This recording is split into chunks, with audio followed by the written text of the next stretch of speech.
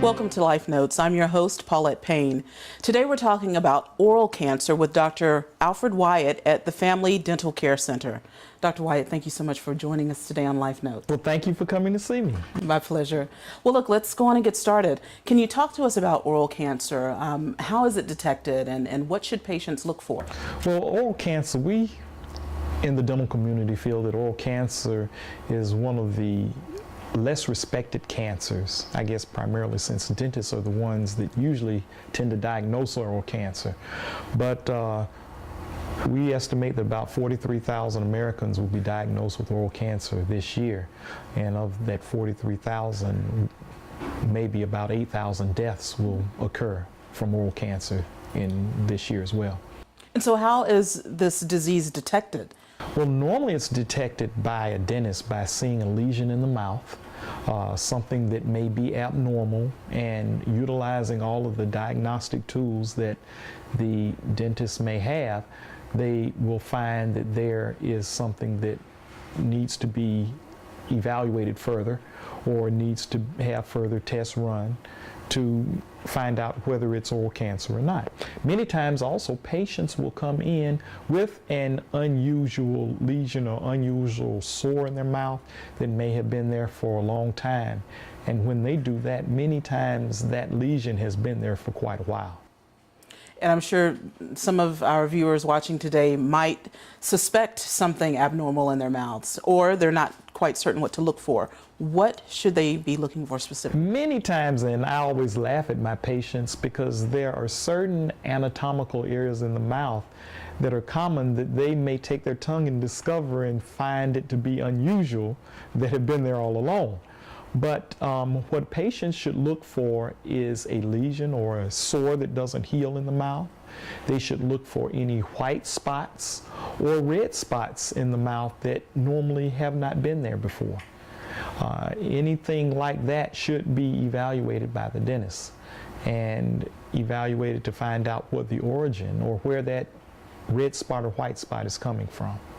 Now, we were talking earlier about new technologies that have been developed to help not necessarily diagnose oral cancer, but to detect it. Could you talk a little bit more about these new technologies? Sure. There are several what we call adjunctive technologies that some have been put out on the market as oral cancer detection devices, which they are not.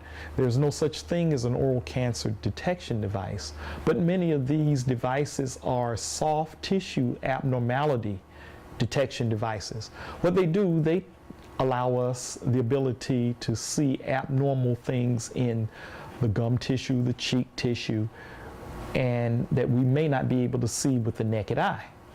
And by doing that, we see that something is wrong. It doesn't tell us that it's oral cancer, but it tells us that something is wrong there and that we need to do further tests to find out exactly what is causing this abnormality in the mouth. And from there, we would take it further to possibly doing a biopsy on that abnormality. And that is the only way that we can certainly find out whether the lesion is oral cancer or not. Now, hypothetically, a patient has come in. She was very concerned about lesions, abnormalities in her mouth. You've done the biopsy. You've detected the oral cancer. What then is the next step? The next step is to get her to the proper set of physicians, treatment people who can give her the next phase of the treatment for the oral cancer. The dentist's office would be in charge primarily of doing the early diagnosis. From the diagnosis comes the treatment, and they would have to be referred to an oral surgeon or an oncologist to make sure that we find out where it is, what the extent of the oral cancer is, and what course of treatment has to be taken from there. And speaking of treatment, what typically are some of the primary forms of treatment? The treatment for oral cancer typically is similar to other cancers: radiation, chemotherapy. Also, the treatment for oral cancer can sometimes be aggressive resection or removal of some of the areas where the cancer is originating from. Unfortunately, in the mouth, that tends to be somewhat problematic because it could be removal of the side of a jaw, it could be removal of part of the tongue, or other parts of the mouth that are important in eating and chewing. So it depends on the extent and the stage that that patient may be in at that time. And certainly that then brings to question the quality of life should that form of treatment be necessary. Absolutely. You have a greater life expectancy if it's caught early. Absolutely. You have an 80 to 90% chance of surviving if we find early detection. And so for those patients who are hesitant about coming in or hesitant about taking it a step further to really determine whether or not they have oral cancer, what do you say to that hesitancy? I strongly recommend against it. Do not hesitate. When it has been found that oral cancer is present, we must be very aggressive to make sure that that cancer does not spread any further. Oral cancer tends to be a very aggressive cancer in many instances. It doesn't take long for that oral cancer to eventually start getting and metastasizing to other areas of the body. And so once it's metastasized, again, life expectancy. The survival rate is much lower when the oral cancer is diagnosed at a later stage, much lower.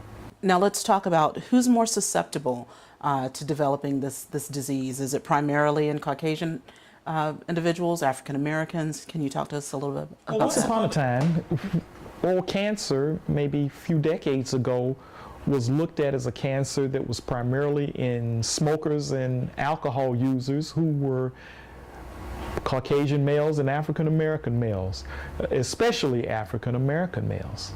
But now, since the advent of the human papillomavirus 16, which is a virus that's detected in cervical cancers, we find that Caucasian males and African American males are not the primary place where you will find oral cancer. It is found in everyone now, anyone who can be susceptible. We're finding it in young Caucasian females and young Caucasian males, and as well as young African American females, just as much as we're finding it in Caucasian males and African American males. That's very interesting.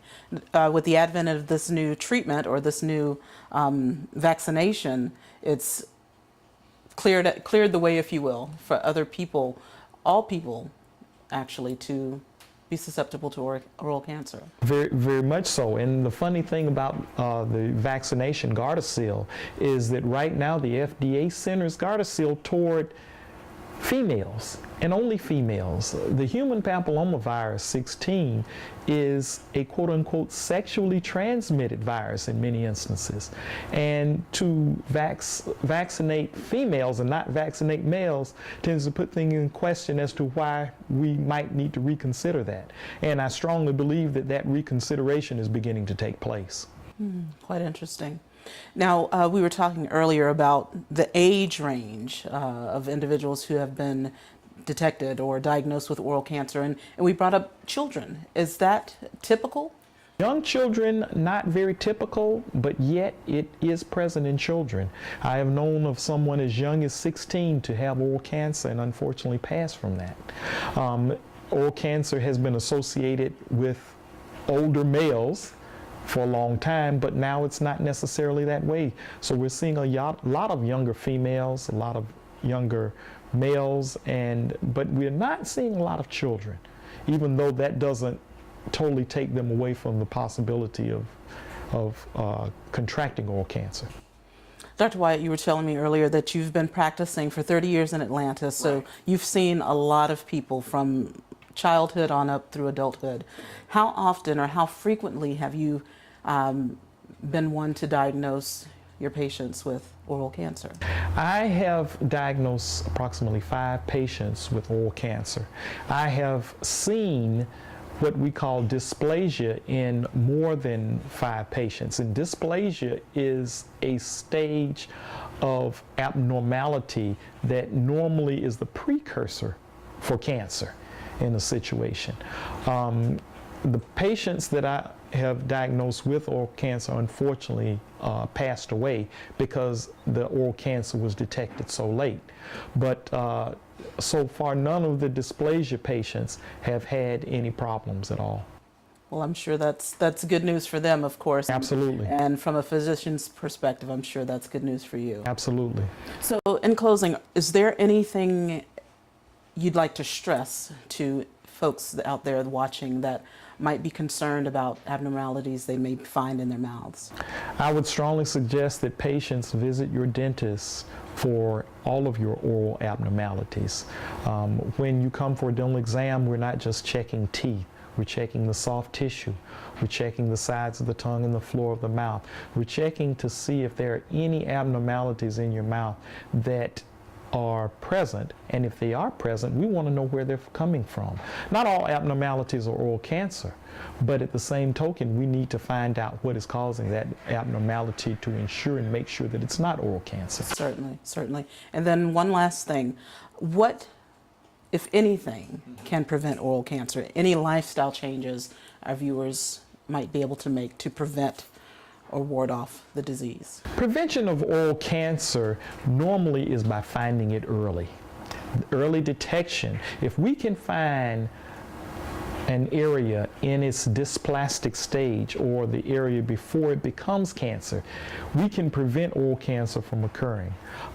Positive lifestyles, safe sex activities, no smoking, and limited alcohol. All of those things that are precursors of oral cancer and are factors of oral cancer can, if they are removed, can reduce the number of oral cancers that we find. Dr. Wyatt, your expertise has been invaluable today. Thank you so much for taking time to talk with us. Thank you as well. Thank you for coming. Hi, I'm Mekhi Brooks. I play wide receiver Terrence King on USA Network's Necessary Roughness. Let's talk about a game that you don't want to play. African-American men have the highest incidence rate of prostate cancer, 65% higher than white men. Even worse, we have the lowest survival rate. In fact, we are 2 to 3 times more likely to die of the disease than most Americans. It's time to go on the defensive. See your doctor. Schedule your PSA screening and your prostate exam. It could save your life, save my dad's. And that's exactly what the researchers at Clark Atlanta University Center for Cancer Research and Therapeutic Development are working to do daily. Now it's time for you to join the team. Get it done.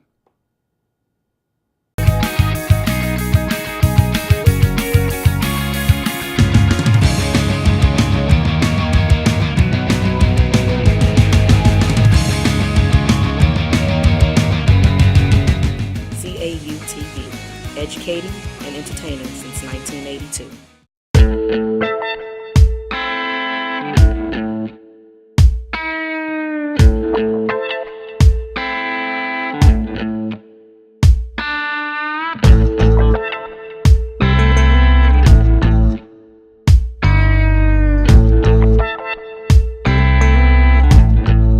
Watch the brand new season of Life Notes, keeping you in the know on all things health and nutrition.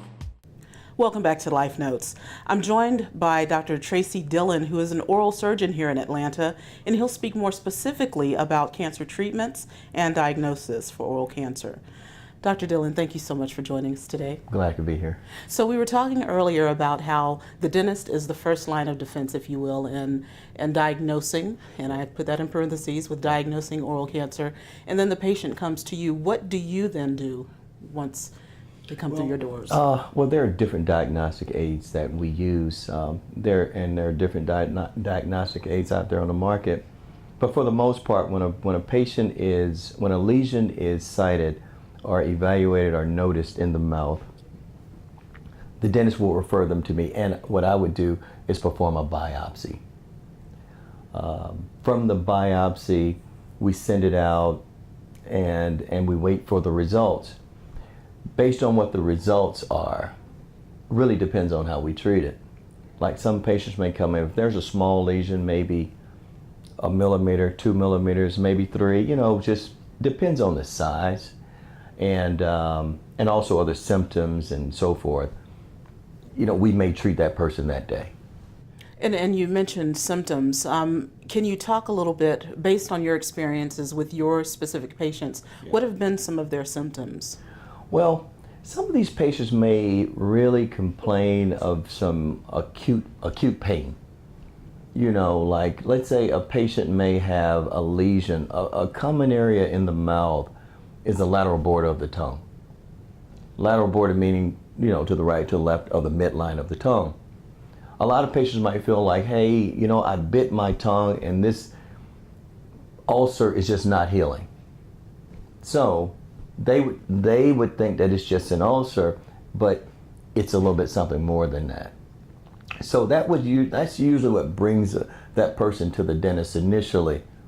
Then that dentist might say, well, you know what, it looks suspicious. If it's an ulcer, just go to the oral surgeon and let him take a look. So at that point, we make a decision whether we do something called an incisional biopsy or an excisional biopsy, which means that we would either get a portion of the lesion or we would actually try to excise the entire lesion and send it for a microscopic evaluation.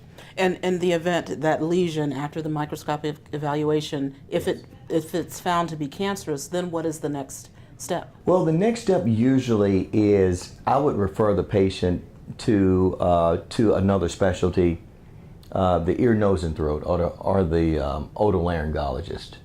From there, there's a specific workup that a person must have, and that goes from a CT scan to a nasal pharyngoscopy. In other words, they'll look down the nose, look down into the airway, look down into the trachea. And also the patient will be scanned, their entire body will be scanned for any other lesion, looking for what can potentially be either the primary or a secondary lesion associated with the oral cancer. And also because of the lesions are in areas where the vascularity is very great, lesions spread very rapidly, so you want to make sure there's no spread. For example, you have a lesion that's on the tongue, floor of the mouth even, the lesion is going to spread to the lymph node. So during our examination, when a person comes here, if it's anything that I suspect that could be a malignancy, we do a head and neck examination, palpating the lymph nodes to see if anything is positive, tender, or so forth. A lot of times the patient will say, you know what, my neck has been a little sore, and this little knot is just not going away, and it seems like it's getting larger. Well, that's a lymph node, and that primary lesion or that secondary lesion, whatever it could be, but the lesion that's in the mouth may have now spread to a lymph node. Mm-hmm. And that's the process of metastasizing. Yeah, metastasis. So now, there's a TNM classification, which tumor, we look at the size of the lesion. We look at the node, lymph node, how many nodes, has it gone to both sides, has it gone to just one, ipsilateral or bilateral, and then we look at the M, which means that has it metastasized to a distant organ. And in the event that happens, radiation would then be the next form of treatment? Well, it depends. It depends on staging, and it could be radiation or chemotherapy. Mm-hmm. And again, there's other specialties. So let's just say in the chain, so the general dentist, you go for a normal examination or normal visit, a routine visit, and a lesion is seen. Okay, the lesion turns out to be cancerous or precancerous. Patient is seen by me or someone similar, and or one of my colleagues, let's say, and we would do the biopsy, and from there, the patient would then get referred to an otolaryngologist, better known as the ear, nose, and throat doctors, and from there, they usually bring the team in, which also will include an oncologist, your radiation oncologist, and they will kind of like, based on this lesion, where it is, size, what needs to happen next. And so, of course, survival rate will be determined based on when this cancer is caught. Exactly. Survival rates are mostly based on the staging of lesions. A stage 4 lesion, the survival rate may be a little less, than a stage 1 lesion with no metastasis. We like to think that you can do a wide excision of a lesion and without having any positive borders, meaning that we've gotten all the lesion, we think that lesion, this person is totally cured at that point, but again, a thorough workup is definitely indicated. Now, when I spoke with the dentist earlier, he mentioned that cigarette smoking, nicotine doesn't necessarily always cause oral cancer. What are some other reasons one might develop this disease? Well, I think there could be a genetic component. I think for the most part, the society knows it's a tobacco causing lesion, but Some patients, what I've seen also is there are patients that have smoked for years and have stopped for maybe 10, 12 years, and now a lesion pops up in the mouth. Because we get a thorough history of patients, and they're like, well, I used to smoke, but I haven't smoked in 20 years. So alcohol, tobacco, different things like that just kind of lowers that immune system, in my opinion. But also, again, I think it could be a genetic component as well. And if not a genetic component, then of course there are some preventive measures. If one is smoking, of course, when you discontinue the habit, your likelihood of developing the disease. Yeah, and you likelihood of developing the disease, I think, is definitely decreased to a high degree. But again, like I mentioned, there are patients like 10 years down the road, it's like, then they develop a lesion. But I think what's important is to make sure that any lesion, white lesion, red lesion, whatever a person notices, during an examination, if it's a self-examination or even a dental examination, make the dentist aware. And then make sure that these lesions are evaluated. If they don't go away, get them biopsied.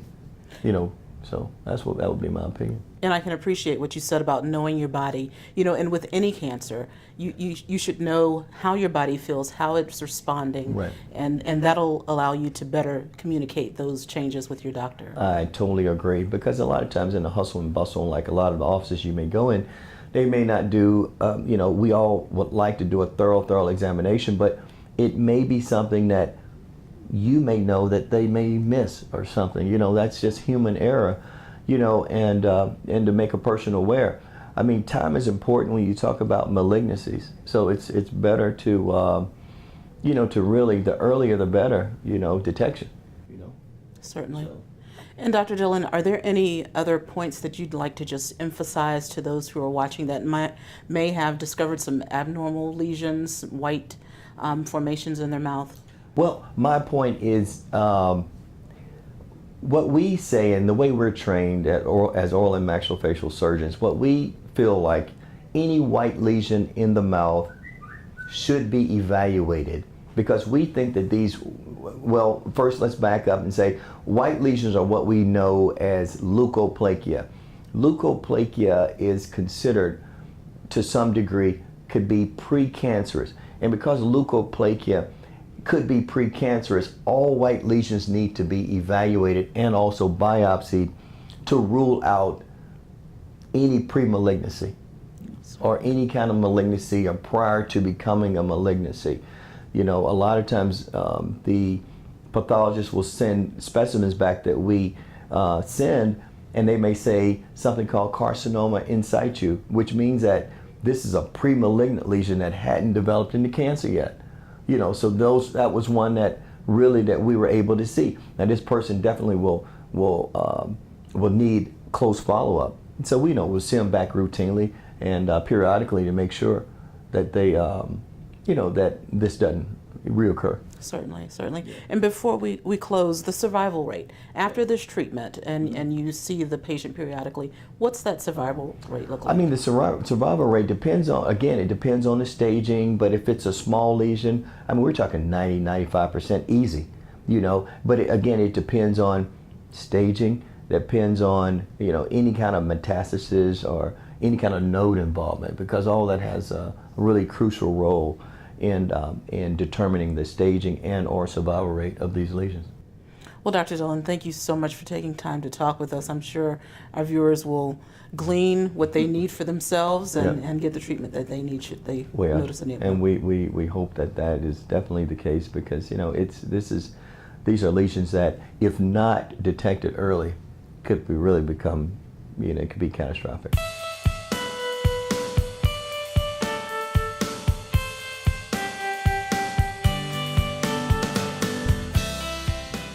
Close to 44,000 Americans will be diagnosed with oral cancer this year, causing over 8,000 deaths and killing 1 per every 24 hours. I'm here with Frederick Fowler, and I'm going to ask him a few questions about oral cancer.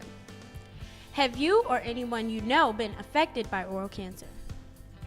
No, not that I know of. Okay, do you know the risk factors of oral cancer? Tobacco use, HPV, and that's all I can remember. So, Ralph, have you or anyone you know ever been affected by oral cancer? I don't personally know anyone that's been affected by oral cancer. Okay. Do you know the risk factors of oral cancer?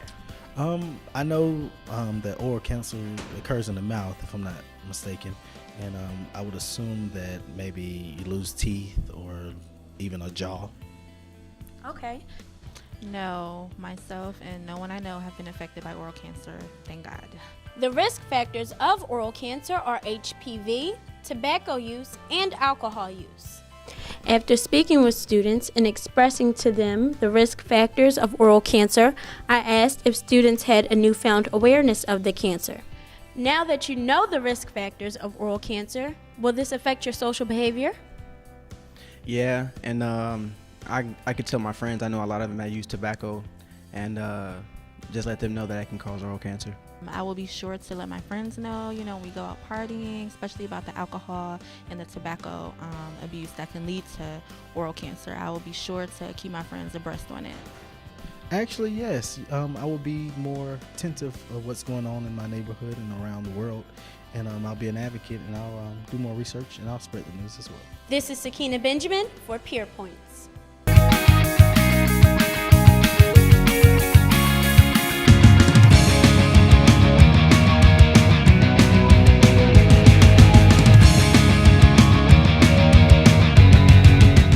CAU-TV, educating and entertaining since 1982. Welcome back to Life Notes and CCRTD News and Events. The CCRTD recently hosted its annual Town Hall Forum in partnership with CAU-TV to discuss the health of the black male. Panelists included CCRTD Director Dr. Shafiq Khan, Dr. Camille Reagan, Associate Professor of Fox Chase Cancer Center in Philadelphia, Dr. Leroy Reese, Associate Professor at Morehouse School of Medicine, and CDC epidemiologist Dr. J. Michael Underwood. DeMarco Morgan of NBC affiliate WXIA also joined the panel. That's all for this month's installment of CCRTD News and Events. We'll turn the time back over to Dr. Kimberly Davis. Thank you, Paulette. And on behalf of CCRTD, I hope you have enjoyed this edition of Life Notes. We would like to thank our guests, Drs. Alfred Wyatt and Tracy Dillon, for sharing their expertise with us. If you or someone you know has been diagnosed with cancer, the CCRTD is available to assist you in navigating your healthcare needs and choices. The CCRTD has access to a network of organizations and facilities that enable us to keep you informed of the latest advances, treatments, and information in the medical community. We can help you find answers to your questions you may have regarding your condition or healthcare needs. To learn more about the CCRTD and the services we offer, please contact us at 404-880-6878 or via email at www.cancerinfo@cau.edu.